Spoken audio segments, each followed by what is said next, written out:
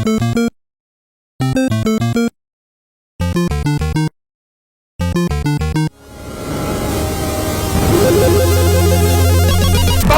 Fire! Fire! One guy? No continues? What were they thinking? It's down and R. There's 4 buttons right in the front of the controller. What, that's not enough to work with? I got something to blow the lid off the crap barrel. Time to flick the shit switch, turn up the diarrhea dial. It's Bible games on CDI. Yeah! Ain't you a goddamn fucking piece of shit?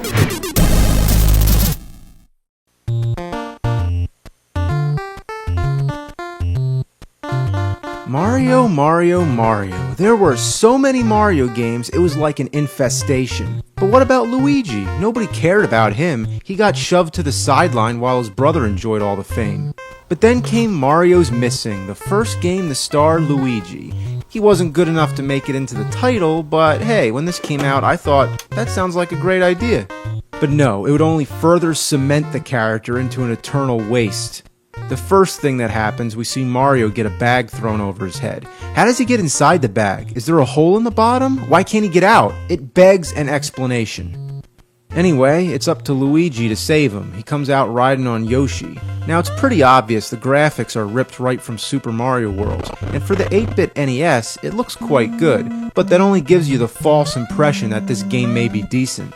The castle part only serves as a backdrop which takes you to the main game. The main game is walking around a boring-ass town talking to people who don't even look like they belong in a Mario game or a Luigi game. They tell you all about Liberty Island, and that's when it occurs to you, you're playing an educational game. It's educational? I don't want to be educated. I want to rot my brain. This is Luigi's first game and this is what he gets? What a piece of shit. The whole concept is that the Koopa Troopas have stolen objects from famous landmarks and you gotta get them back. The Koopa Troopas can't even hurt you. Now, come on! Come on! You jump on them and collect a money bag. That's it. But it's not a money bag even though it has a fucking dollar symbol. Instead, it's a bag that contains a stolen object. So you gotta find out which famous landmark it belongs to. You know, what's Luigi doing anyway? Isn't he supposed to be rescuing Mario? Why is he in New York City trying to find landmarks? And what do you think that is? Looks like the Empire State Building being gripped by King Kong. Of course, the same ape that was able to climb the building is now big enough to close his hand around it. What's this say? Koopas seem to have gotten clean away with King Kong? Are you telling me you're supposed to return King Kong to the Empire State Building?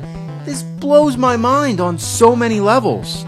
First of all, how did the Koopas capture King Kong? Second, why is New York City concerned that King Kong was stolen from the Empire State Building? Remember when the planes were trying to shoot him down? Isn't it pretty clear they want Kong off the building? Third, if this is supposed to be an educational game teaching us things that belong to New York City, why in the holy mother of fuck did they choose a giant ape that doesn't even exist? Fourth, the bag. Okay, King Kong is like 50 feet tall or something, but in this game they made him out to be like 1,500 feet. How big is he exactly? Well, if bigger than the Empire State Building isn't a good enough analogy, then let's just say a lot bigger than that fucking bag! And fifth, I can't grasp the concept that King Kong is in a Mario game, the same character that was the direct inspiration for Donkey Kong, who also appeared in games with the Mario character. Are we running into some kind of paradox here, or what? There's sort of like a help desk where you're supposed to return the object or the landmark or whatever, but the lady at the window won't talk to you unless you call Yoshi to come and give you an extra boost. Okay, so are you telling me that the reason that stupid bitch won't talk to you at first is because Luigi is too short to reach the window? For fuck's sake, he can jump higher than this shitting thing. How stupid do they think we are? Use Yoshi to reach the help desk. Well, how about use my greasy Italian plumber cock to whack you across the fucking face? The control is broken beyond belief, and you'd think, how could they fuck up the control on a Mario game? Well, for the most part it's fine, but sometimes when you go to a new screen it gets stuck for a second. God, move! Move!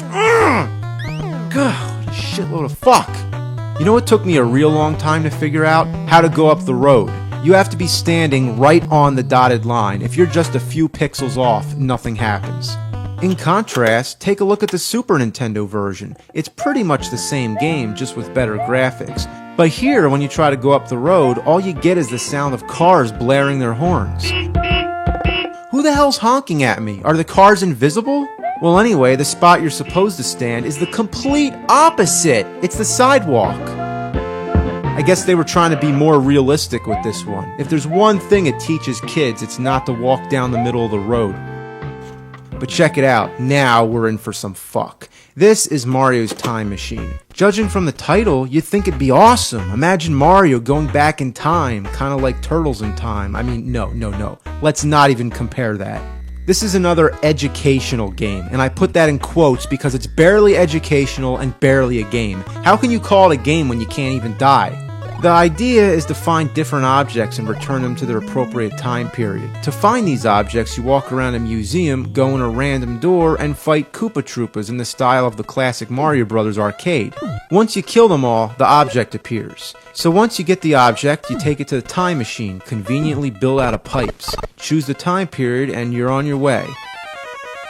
But once you get here and find out you've chosen the wrong time, guess what? You gotta go back and fight the Koopas again. Man, does this become boring. It's one thing to make a shitty Mario game, but when you make the original Mario Brothers seem shitty, that's quite an accomplishment.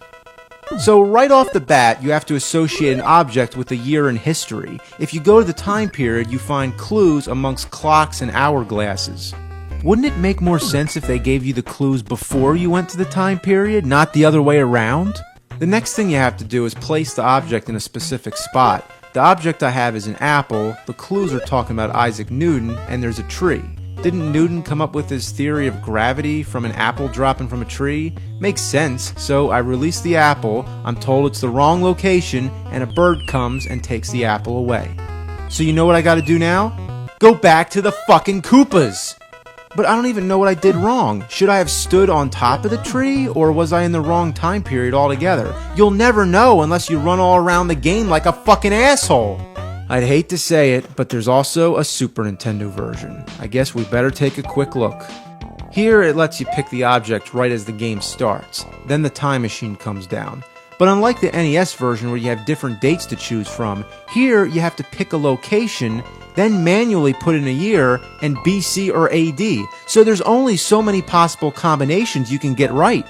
If it's a time and place that's not in the game, you won't find out until first you go surfing.